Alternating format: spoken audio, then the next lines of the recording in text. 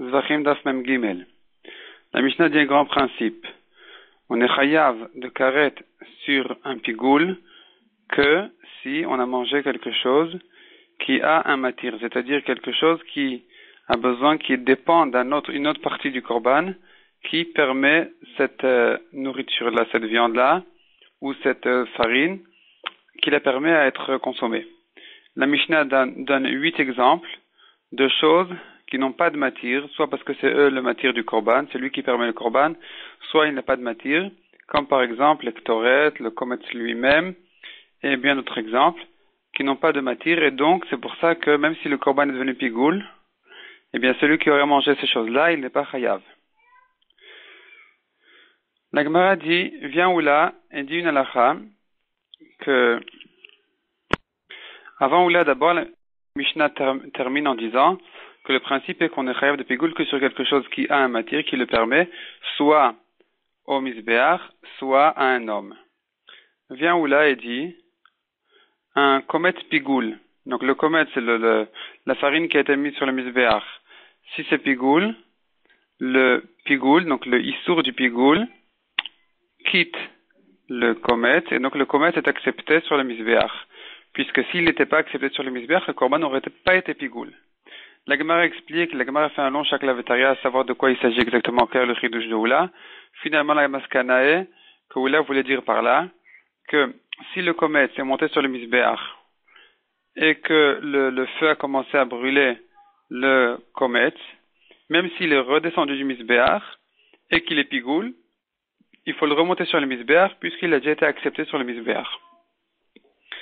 La Gemara ensuite dit, d'ailleurs, non seulement le pigoul, comme on l'a vu, mais même le notar, donc de la viande qui a dépassé sa limite de temps, son délai, et du korban, un korban tamé qui sont montés sur le misbéach, leur issour les a quittés, il faut les laisser sur le misbéach.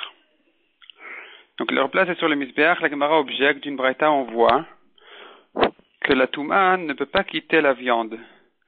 Or ici on voit que si elle est montée sur la viande est montée sur le misbéach, la touma la quitte, puisque le misbéach il enlève le issour de la touma du korban. La Gemara donne deux réponses.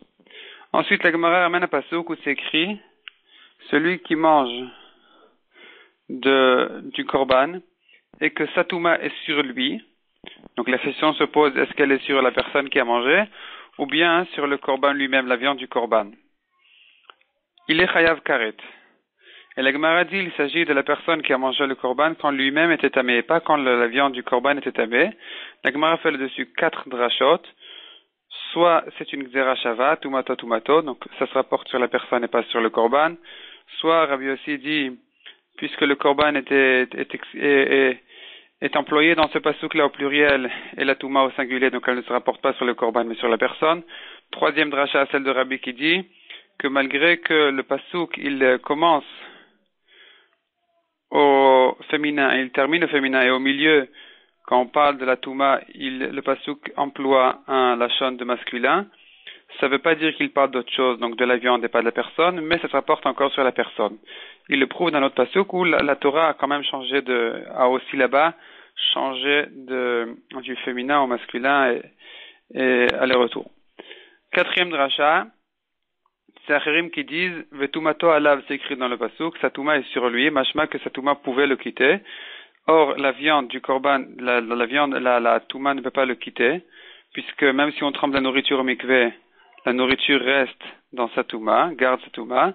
Donc il s'agit de l'homme et pas de la nourriture. Ensuite, la Gemara ramène une braïta.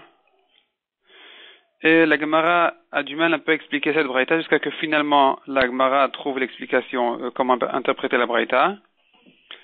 C'est de dire comme ça, et sachant que un tamé qui mange du maaser, il est chayav malkout, il a été transgressé un lave. Un tamé qui a mangé de la tourma, il est chayav mita.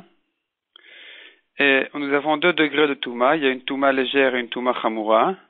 Donc celui qui est tamé légère, il a une touma légère. Celui qui est tamé lemet, il a une touma chamoura. Et donc j'aurais pu croire que de la même manière que quelqu'un qui a une légère touma, s'il a mangé de la tourma, qui est quelque chose de chamour, de grave, il est chayav mita. De la même manière, inversement, celui qui aurait une touma chamoura, comme un tmemet, qui aurait mangé du maaser qui est léger, donc s'il y a un côté chamour et un côté kal, dans les deux sens, j'aurais dit qu'il est chayav mita. C'est pour ça que le pasuk vient nous apprendre que non. Si il a mangé du maaser, qui est moins chamour, même si sa touma est une touma chamoura, comme par exemple qu'il était tamel emet, il n'est pas chayav mita, mais il n'est que chayav, il n'a que transgressé un lave.